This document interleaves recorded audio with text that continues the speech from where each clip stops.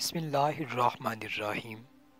ناظرین، آج میں آپ کے ساتھ خالی پن سے نجات حاصل کریں، صرف چند ان ٹپس پر عمل کریں۔ اپنے خدا سے ٹوٹا ہوا تعلق جوڑ لیں، اپنے رب سے بات چیت کا تعلق پیدا کریں، دوسروں سے اپنا موازنہ نہ کریں اور خدا کی عطا کی گئی چیزوں پر قانے رہنا سیکھیں، کیونکہ آپ اور ہم صرف اپنے دل کا حال جانتے ہیں، لیکن دوسرے لوگوں کے حقیقی احساسات اور محرومیاں نہیں جانتے۔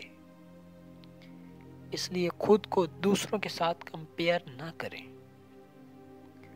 لوگوں کی باتوں کو ضرورت سے زیادہ اہمیت نہ دیں۔